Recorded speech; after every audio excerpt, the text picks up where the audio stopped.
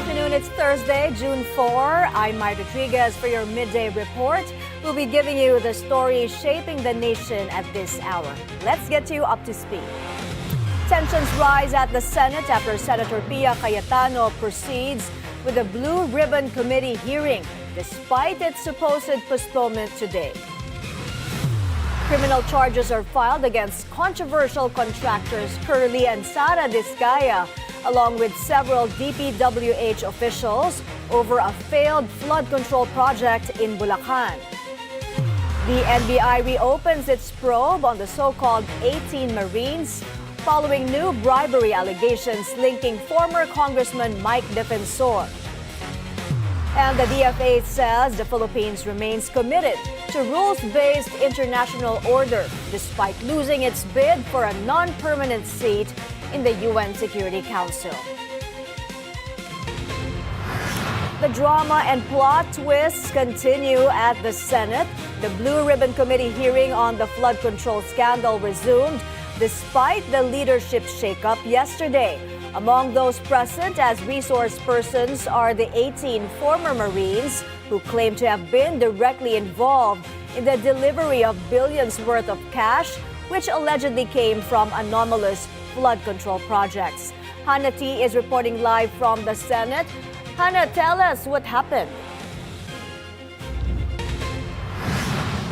It's a showdown of two camps here inside the Senate premises. Right now, the flood control probe of the Cayetano block is still ongoing inside the Senate plenary. But hours before this, Senators Robin Padilla and Pia Cayetano helped escort the 18 former Marines into the Senate building despite opposition from the Gatchalian-led camp.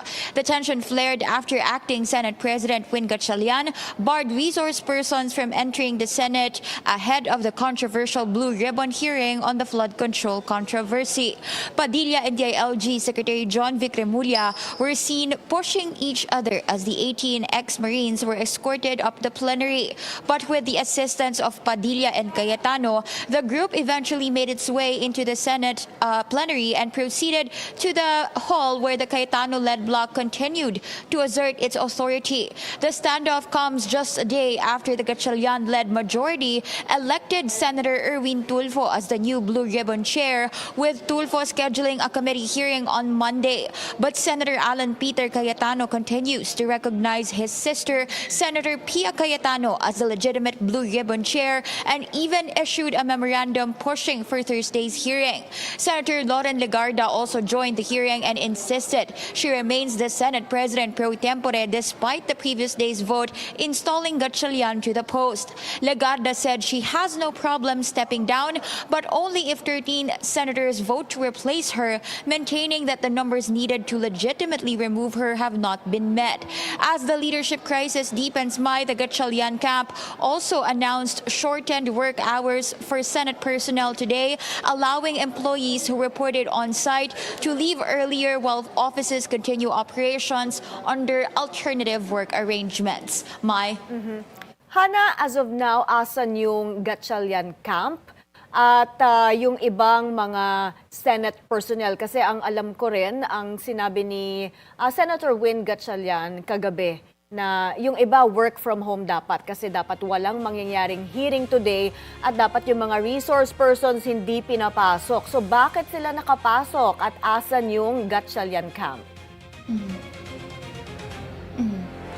May pagdating sa Gatchalian camp, merong isang informant ng BNC na nagsabing posibleng hindi sila sumulpot ngayong hapon dito sa Senado. Pero kanina kasi si Gatchalian ay nagkaroon nga ng press conference at huli natin siyang namataan na umakyat sa kanyang opisina pagkatapos nung press con kanina pasado. I think that's before 10 a.m. And kasama niya nga itong si Remulla na hiningian ng assistance pagdating sa seguridad ng Senate premises. At pagdating naman sa Senate employees, Mai, sa ngayon ang nakikita na lang natin dito sa loob ng Senate building ay ang Office of the Senate Sergeant at Arms employees at ang maintenance personnel. Yan yung mga helper natin dito sa loob ng Senado dahil nga nagkaroon ng maagang advisory ang Gatchalian camp na pwede nang umuwi as early as 10 a.m. at magkakaroon nga ng alternative work arrangements. Pagdating dun sa kung paano nakapasok itong 18 former Marines, inabangan kasi ito sinalubong sila ni Senator Pia Cayetano na kiniklaim na siya ay nananatiling Senate Blue Ribbon Committee Chair kaya natuloy itong pagdinig. Sabi ni Senator Pia, nahirapan daw silang pumasok at kiniklaim niya na invalid yung nangyaring pagkakaroon umano ng 12 senators na nag-lead doon nga sa pagdeklara ng quorum at kalaunan ay naihalal itong si Gatchalian bilang acting Senate President. Mai? Hana, asan ngayon si DILG Secretary John Vic Remulla, asan ng bagong Senate Sergeant at Arms at yung bagong na-install na Senate Secretary? May sa ating huling monitoring, nakita itong si DILG Secretary John Vic Remulla sa 5th floor kasama si returning Senate Secretary Renato Bantug na nag-uusap at bago yan, minutes before that, nagbigay din ng maikling panayam itong si Remulla kaugnay dun sa nangyaring mistulang tulakan doon sa lobby bago nakaakyat itong 18 ex-Marines. Ang sabi ni Remulla, nagulat daw siya dahil palabas na siya noon, he was on his way out daw at nagulat siya na parang may gang, yun yung tawag niya, no, yun yung word niya na may gang na dumating kaya humantong nga doon sa nangyaring tulakan. Mai? May reaction ba, Hana, from Senator Erwin Tulfo na dapat siya yung bagong Senate Blue Ribbon Committee Chairman at sabi niya, di ba, dapat ma-move sa Monday yung hearing dapat na today?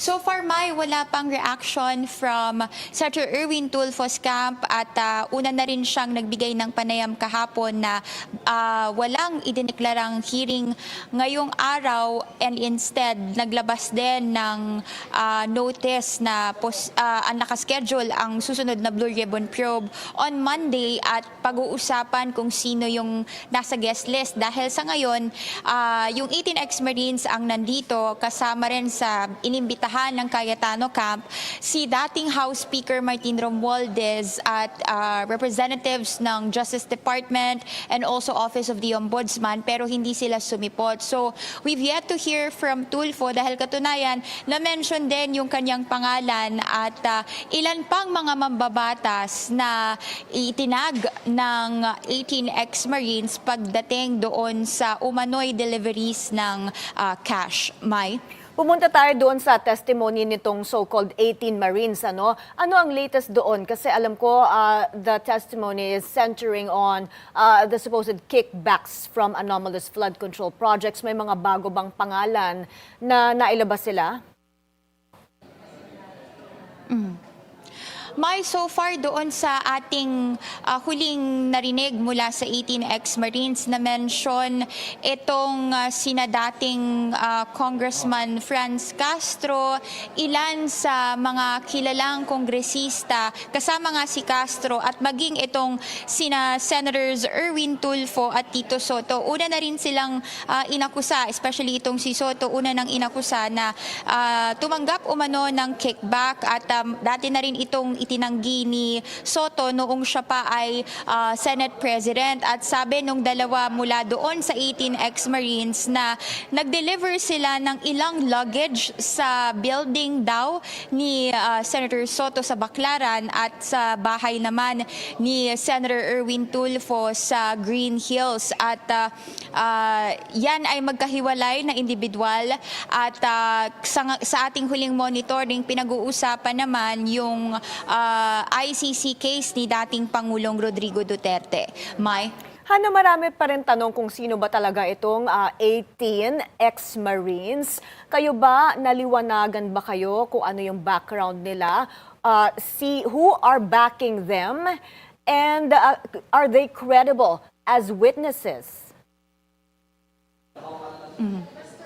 May nung pagdating nila dito sa loob ng Senate plenary, hindi sila nailagyan ng nameplate. So we were actually continuing to ask the camp of Cayetano na baka maaaring malagyan sila ng nameplate because nare-recognize lang sila kapag tinatawag sila ng presiding officer, which is si Senator Rodante Marcoleta. At sa ating huling monitoring, may walang naipakita pa na proof of cash deliveries at madalas ay ang kanilang personal experience pagdating doon sa umano'y pag-deliver nga ng mga maleta sa ilang mga mambabatas. Kasama nga dyan yung kay Tulfo, kay Soto, kay Castro at iba pang mga politiko. So, nag-claim naman na ang kampo ng Cayetano na mistulang napuputol daw itong live stream ng nasabing pagdinig dahil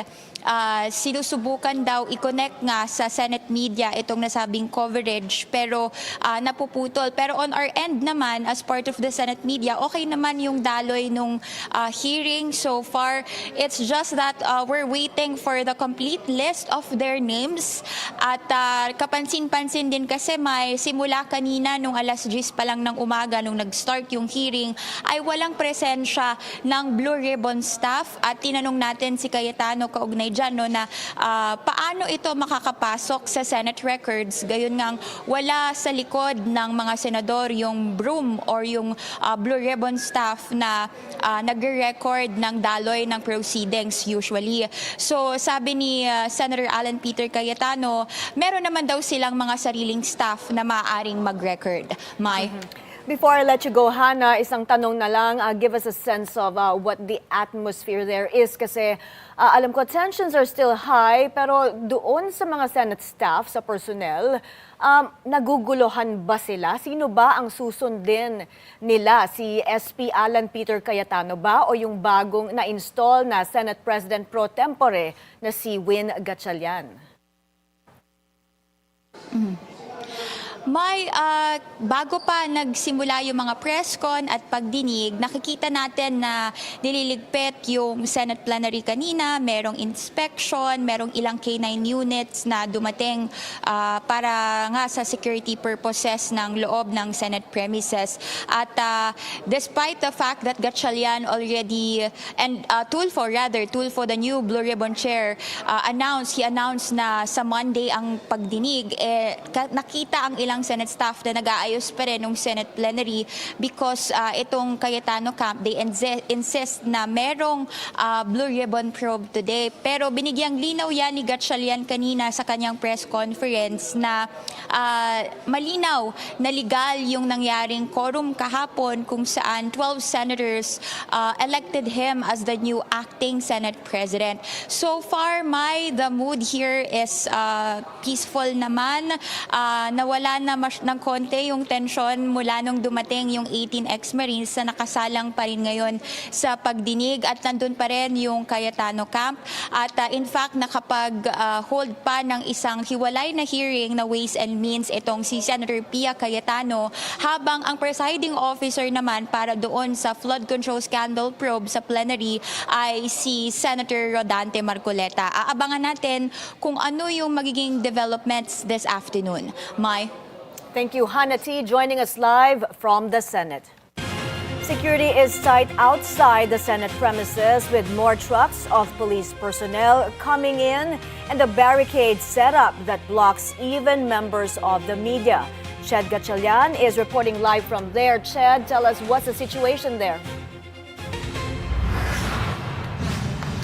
The security around the premises of the Senate had indeed intensified on Thursday, as some, like us, some members of the media are only limited outside the police blockade. Take note, Mai, that some of our media friends are already inside the blockade, but some of some of the media personnel like us are being restricted outside.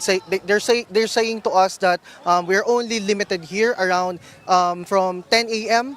to up to this very moment. The situation shows us that there's a maximum tolerance being implemented right now, or an alleged lockdown, as some police personnel told us earlier. We went here seeing a long line of blockade guarding outside, and moments after, more police officers came with shields and other tools for dispersals. Around 2 trucks of police officers, and NCPRO Chief Anthony Arberin said later at noon the police force here will be estimated as 2,000 strong cops.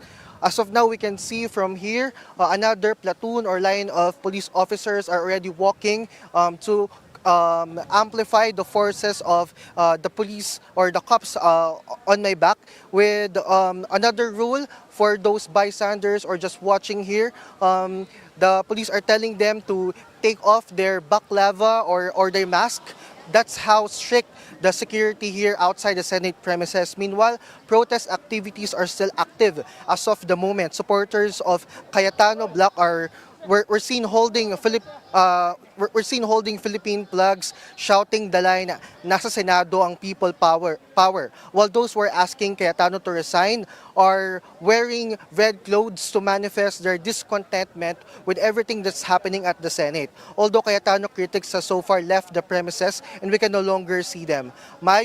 We will continue to assert our right to cover inside as media, but as of now, we will continue to monitor every group that will convene outside the Senate premises, and the continuing addition of more police forces guarding outside the Senate. Mai? Ched, did the police mention the specific order why media is restricted? Kanino nanggaling yung instruction, at ang status ba ngayon ng Senado? Linawin lang natin, naka-lockdown ba?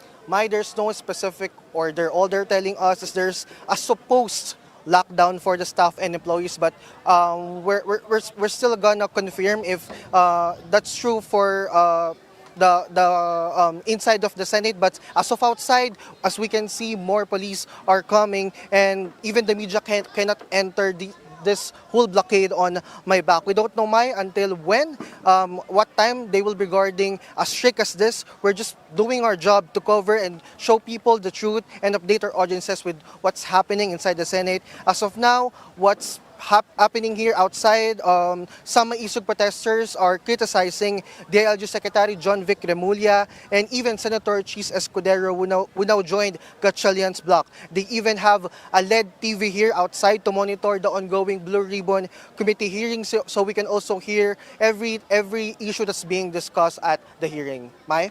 Thank you, Ched Gatchalian, reporting to us live from outside the Senate premises. The Sandigan Bayan resets the arraignment of Senator Jinggoy Estrada and former DPWH Secretary Manuel Bonoan. Joan Manalo is on the phone for the details. Joan, tell us more. The Sandigan Bayan 5th Division has reset the arraignment of Senator Jinggoy Estrada and former DPWH Secretary Manuel Bonoan in their plunder and graft cases to June 3. This is due to pending motions that have yet to be resolved. Both Estrada and Bonoan have filed omnibus motions to quash the information filed against them, while Bonoan has a separate pending motion seeking hospital arrest. The prosecution was given 10 days to comment on the motions filed by Estrada and Bonoan, after which the court will rule on the pleadings. The anti-graft court's 5th Division also ordered Bonoan's camp to submit medical documents after he failed to appear in today's arraignment. Bonoan's counsel told the court that his doctors have yet to provide an updated assessment of his condition to the Philippine National Police. According to the PNP, Bonoan was transferred to a private hospital Tuesday evening after reports of hypertension. Bonoan earlier filed a motion for hospital arrest following a reported spike in his blood pressure.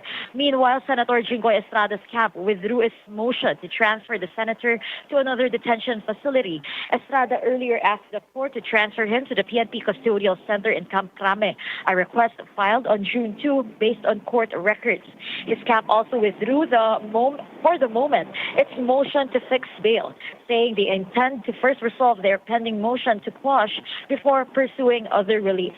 While Estrada and Bonoan did not enter a plea today, DPWH NCR officials Denril Fortuna, Manny Bulusan, and Arturo Gonzalez Jr. all entered a plea of not guilty to the plunder and graft charges before the anti-graft court's 5th Division. Mai. Joan, did Senator Jinggoy Estrada comment on the recent change in the Senate leadership and doon sa claim na there was a quorum yesterday at the plenary?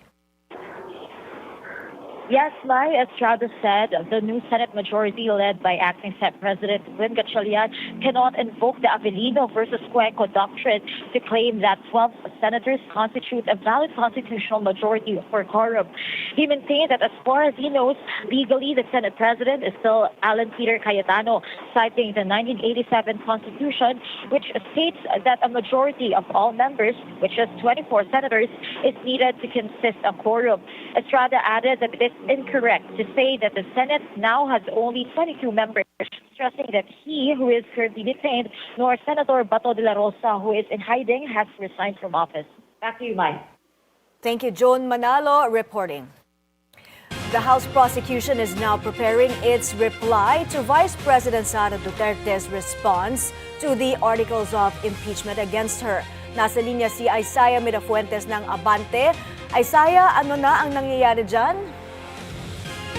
May sa kabit-alangan ng mga kaguluhan naman doon sa Senado, walang tigil ang House prosecution sa kanilang paghahanda para sa papalapit na pre-trial at proper trial sa impeachment laban kay Vice President Sara Duterte.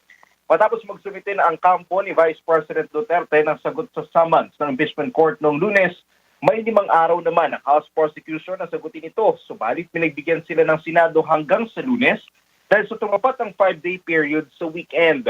Nabasa na ng mga prosecutor ang laman ng mamaletang dinala ng kampo ng bise sa Senado.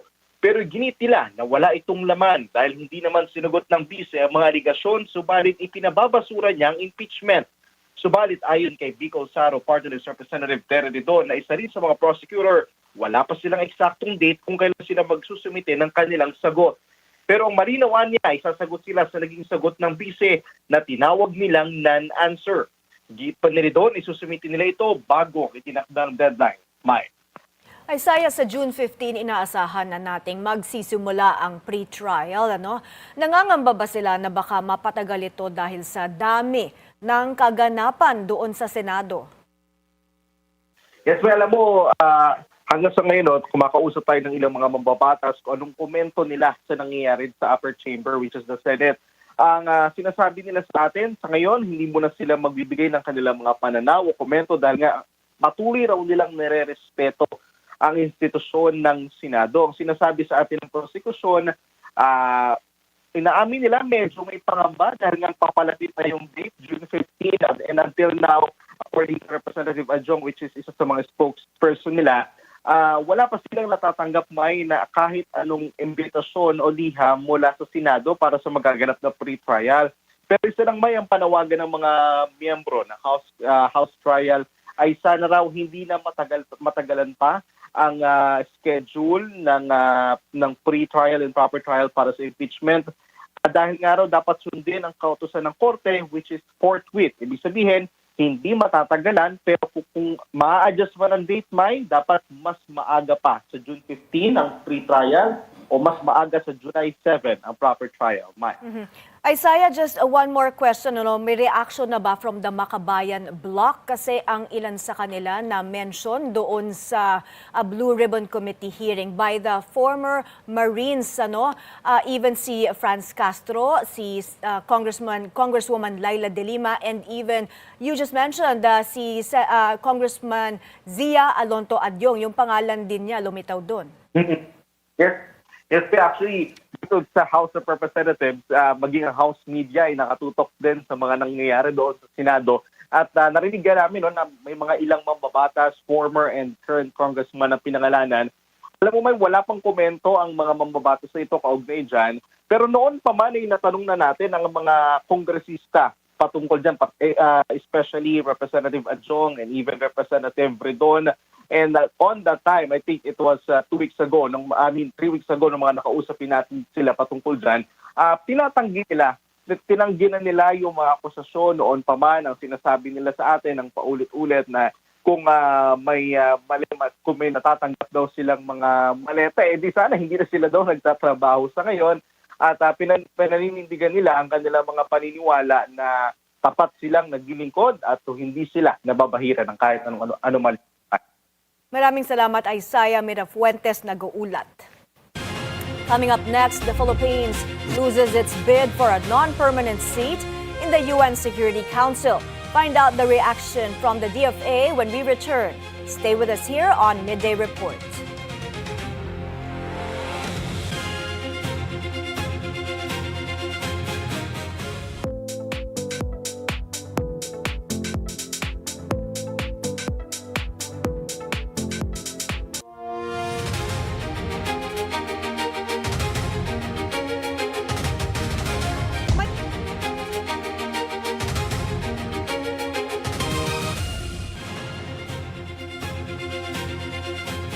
You're back on Midday Report. In Bulacan, 11 people, including the controversial flood control royalty Curlee and Sara Discaya, as well as several DPWH officials, face criminal charges before the Malolos Regional Trial Court. Micah Razon is on the phone for more. Go ahead, Micah. Man filed a non-bailable malversation case before the Malolos Regional Trial Court against 11 accused, including the Discaya couple and 8 DPWH officials. Present during the filing were DPWH Secretary Vince Dizon and Assistant Ombudsman Nico Clavano. The case stems from the alleged misuse of public funds involving a flood control project in Bulusan, Kalumpit, Bulacan, worth nearly 54 million pesos. According to Dizon, the project failed and was substandard. He said he personally inspected the site and assured the public that the government will not only pursue the case, but will also repair the project to help address flooding in the area. Dizon believes the Discaya couple are the big fish in an alleged flood control syndicate operating in the country. He is confident that the Discayas and other politicians allegedly linked to the operation will be convicted, citing what he described as strong evidence gathered by the government. This is the first criminal case filed against Curlee Discaya. Dizon said that once an arrest warrant is issued, Discaya will be taken into custody from the Senate, where he is currently detained and will be brought before the court. Meanwhile, his wife, Sara Discaya, remains detained in Cebu in connection with a separate case.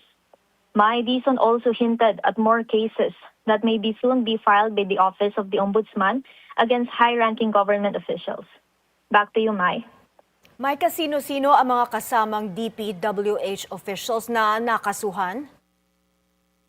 The DPWH officials na nakasuhan ay sila Merge Jaron Caparas, ang project engineer, si Bryce Erickson Diaz Hernandez, ang district engineer, JP De Leon Mendoza, Ernesto Cosay Galang, Norberto De Leon Santos, Lorenzo Alcoriza Pangtalunan, Juanito Coronel Mendoza at si Floradine Yutuk Timbulan. Mai? Michael, bakit daw natagalan yung kay Curlee Discaya kaysa kay Sara Discaya? According to Secretary Dizon kanina, sabi niya, kinailangan daw talaga na mag-gather nila yung iba pang evidences laban kay Curlee. Kaya mas naunang nagkaroon ng kaso yung asawa niyang si Sara dahil kailangan daw ay maayos ang lahat at malakas ang ebidensya. Mai? Thank you, Micah Razon reporting. The Philippines loses its bid for a non-permanent seat at the United Nations Security Council. It failed to secure enough votes against Kyrgyzstan. In a statement, DFA Secretary Tess Lazaro says the country respects the decision of the UN members. She also thanked the international community for all the support throughout the Philippines' candidacy and vows to remain committed to working with all nations in pursuing peace, stability, and rules-based international order. The palace says it will not tolerate another chaos at the Senate. Ivy Reyes is reporting live from Malacanang. Ivy, what is the reaction? I can imagine Yusek Claire Castro has a lot to say. Yes, Mai, Malacanang not only clarified that acting Senate President Wing Gatchalian is the Senate leader they recognize, but issued a fair warning to the upper chamber. Umayos kayo, in the words of Palace Press Officer Claire Castro. Ahead of the President's State of the Nation address this year, the Malacanang said the President will not tolerate any brawl inside Batasan, just like what happened with Interior Secretary John Vic Remulla and Senator Robin Padilla earlier this morning, who were seen charging against each other as the 18 Marines made entry into the Senate.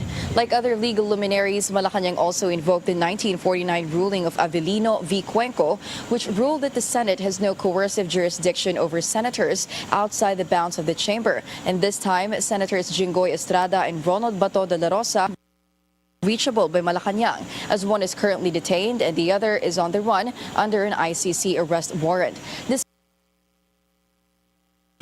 of Gatchalian's presidency by the minority can be resolved when we look at the Avelino ruling, Mai, because Malacanang stressed what it said is a vital part of the ruling, which says that a Senate president ousted by the majority can no longer hold a seat. Thus, the voice of the majority should prosper. According to the palace, they issued a recognition and welcomed Gatchalian as the new acting Senate president to show the public that legal processes should be recognized. On the request for a special session of the new majority, Malacanang said President Bongbong Marcos will immediately heed the call once the Gatchalian leadership calls for it. This is because Malacanang is inclined to act on the legislature currently pending in the chamber.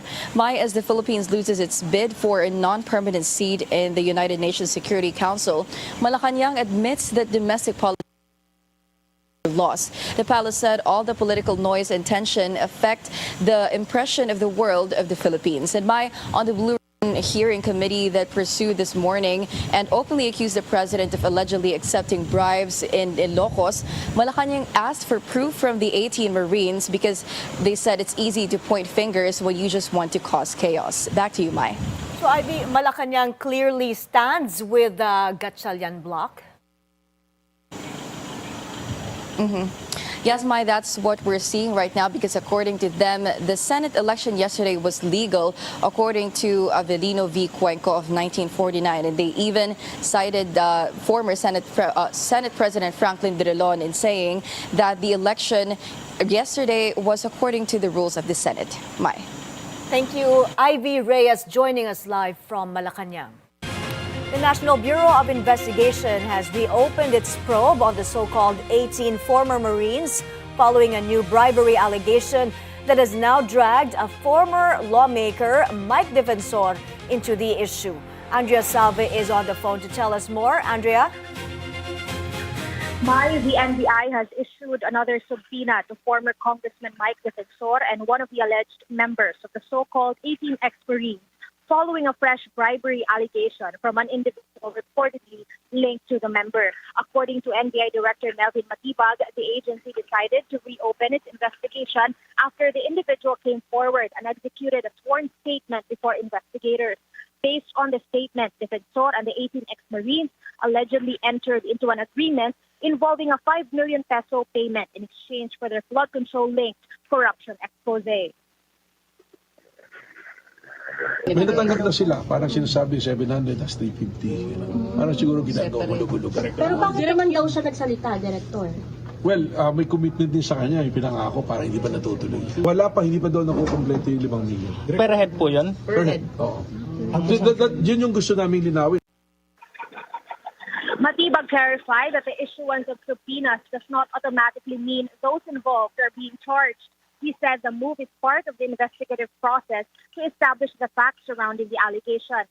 The NBI also released a video showing an alleged second batch of ex-Marines and another individual discussing what appeared to be a financial assistance.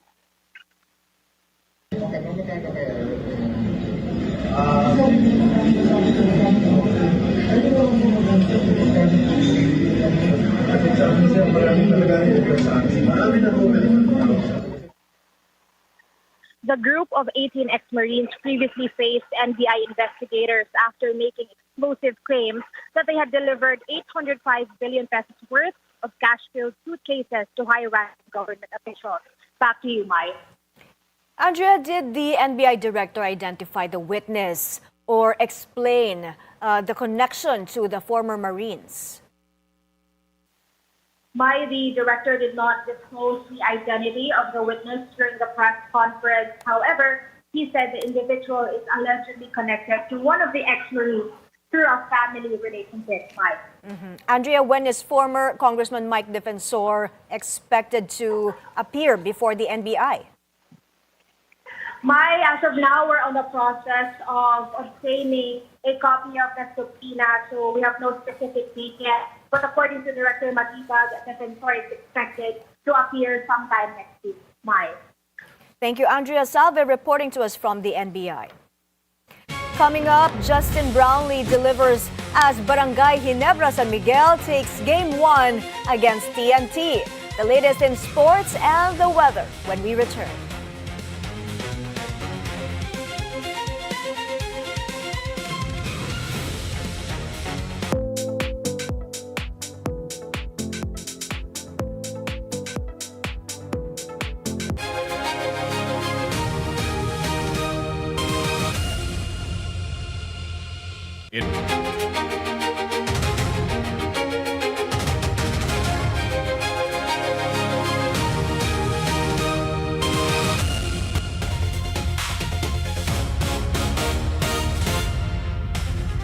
North Korean leader Kim Jong-un calls for an exponential increase in the country's nuclear weapons capabilities. During an inspection of a newly operational nuclear facility, Kim reviewed current production processes, new advanced technologies, and future output targets.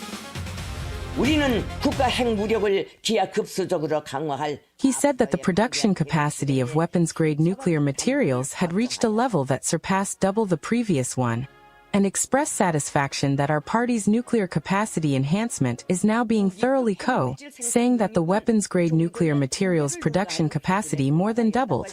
Kim Jong-un expressed satisfaction over the fact that the Workers' Party of Korea's line of bolstering nuclear forces is being thoroughly carried out thanks to the high technical capability developed by the Nuclear Science Research Group, controlled by the advanced technology that the Nuclear Science Research Group has reached. Officials also discussed accelerating the development and modernization of the country's nuclear arsenal. Kim argued that growing security threats required a stronger nuclear deterrent. The U.S. House of Representatives passes a war powers resolution aimed at preventing President Donald Trump from continuing the war against Iran without congressional approval. The House voted 215 to 208, with 4 Republicans joining Democrats in supporting the measure. The resolution directs the president to withdraw U.S. forces from Iran unless Congress declared war or specifically authorized the use of military force. The vote reflects growing concern within Trump's own Republican Party, as well as broader bipartisan unease over the 3-month-old conflict. While the United States has no presidential race this year, their midterm elections this November could still tip the balance of power in Congress and influence national politics all around. Giving us the rundown on this election cycle is our U.S. correspondent, Henny Espinosa. June 2 is one of the biggest primary election days of the 2026 election cycle in the U.S. Across the country, voters headed to the polls to help decide which candidates will advance to the November midterm elections. While there is no presidential race this year, the results could shape the balance of power in Congress and influence the political landscape leading into the 2028 presidential election. Several states are holding primary elections this month, but all eyes eyes are on California, the nation's most populous state and home to the largest Filipino population of any state in the country. Here, voters are helping determine which candidates will advance to the November general election in races ranging from governor to Congress. In California, one candidate per party does not automatically advance. Under the state's top two primary system, the top two candidates who receive the most number of votes, regardless of party affiliation, moves on to the November elections. Tuesday's vote will choose two finalists in California's open race for governor. Governor Gavin Newsom is termed out, leaving a crowded field of candidates. Newsom, a leading Democratic critic of President Donald Trump, says he will consider running for the White House in 2028. We have to be, dare I say it, I'm sorry, Democrats, that we have to be as ruthless as our opposition. We do. We have to win. It's all on the line. Based on early returns, Democrats Javier Becerra and Tom Steyer, along with Republican Steve Hilton, emerged as the leading contenders in California's governor's race. Meanwhile, according to preliminary results, Filipino-American Attorney General Rob Bonta, who is seeking re-election, opened a significant lead over Republican Michael Gates. Days before the primary election, Bonta, who has taken on several legal challenges against the Trump administration, encouraged Californians to vote. Your vote is your voice. The right to vote is the right from which all other rights flow in a democracy. Several Filipino Americans are also seeking elected office across California. Among them is Filipino Republican candidate Genevieve Angel, who is seeking a seat in the U.S. House of Representatives. In the race for California's 44th Congressional District, incumbent Democrat Nanette Barragan and Angel, a healthcare executive, are both projected to advance to November's general election. Based on early returns, Barragan held a commanding lead. However, because they are the only two candidates on the ballot, both will move on to face each other again in November. Angel, who hails from Manila, was recently recognized by the top awards for her service to the community. Filipinos need the voice in Washington, and then just ensure Congress ensure that the 200,000 Filipinos in Southern California, 1 million Filipinos living without tariffs. With ballots still being counted, California's primary election is also highlighting the growing political presence of Filipino Americans across the state. The results will help determine who moves on to November and who may help shape the future of California and the nation. Henny Espinosa, Bilyonaryo News Channel, California.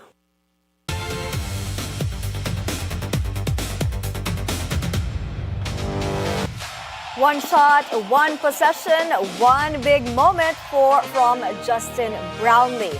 The star of Barangay Ginebra San Miguel delivered when it mattered most as the Gin Kings drew first blood in the PBA Commissioner's Cup Finals. Zeus Valdez has more. Justin Brownlee once again played a hero with the game tied at 100 all and the finals opener hanging in the balance. The Ginebra import took matters into his own hands.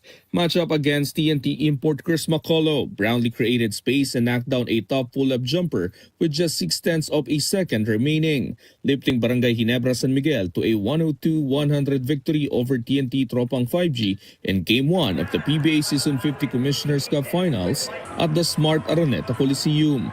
TNT still had one finals chance to force overtime, but Calvin Otana's alley-oop attempt at the buzzer missed its mark, allowing the Gin Kings to escape with the win in a 1-0 series lead.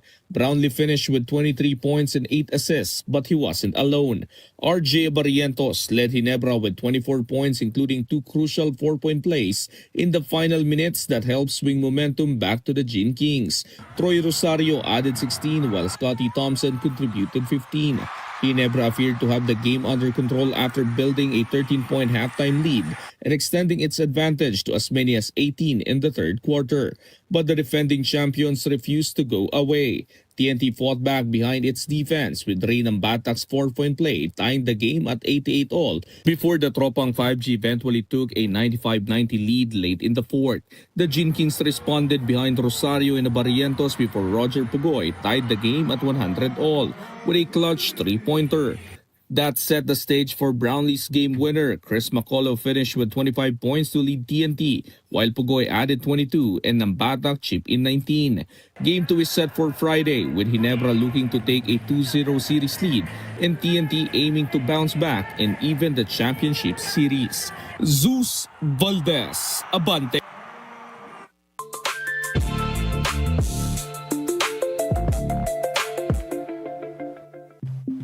Many areas up north are looking increasingly wet. We're still monitoring a low-pressure area now located west of Lawag, Ilocos Norte, though still outside the Philippine area of responsibility.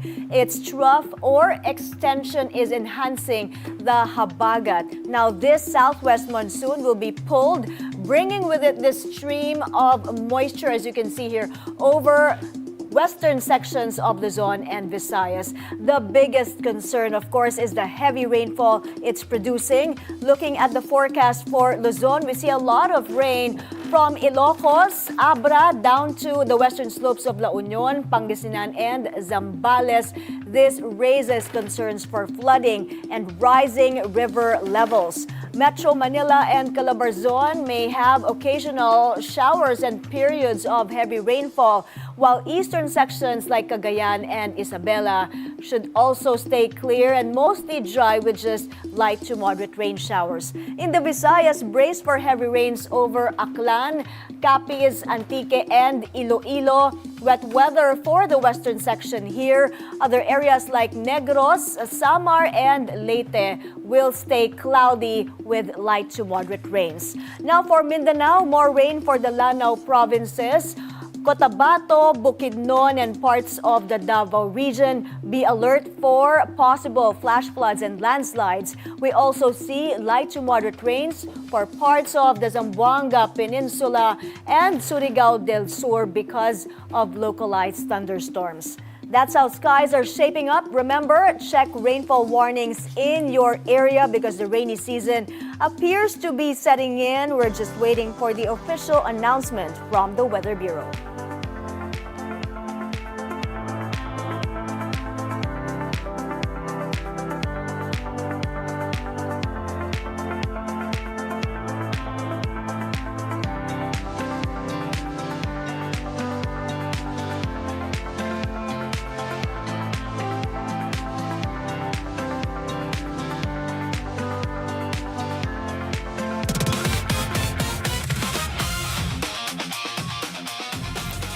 June is National Cancer Survivors Month, and actress Kay Abad, who's a breast cancer survivor, is sharing a powerful message of hope. In an Instagram post, she joined millions of survivors around the world in celebrating life, healing, and second chances. Diagnosed with breast cancer last year, she endured a year of treatment before receiving the news she had been praying for, that she is now cancer-free. She says surviving cancer is more than a personal victory. It's a testament to the power of faith, resilience, and hope. In Hollywood, pop star Sabrina Carpenter has been granted a temporary restraining order against an alleged stalker. The Espresso singer claims that 31-year-old William Applegate has been stalking her and attempted to break into her home. The restraining order prohibits Applegate from coming within 100 yards of the Grammy winner, as well as her sister Sarah and her partner George Smith, both of whom live with her in her home in Hollywood Hills. And that's the Midday Report. I'm Mai Rodriguez. I'll see you again tomorrow at 1 p.m. Stay informed and stay safe.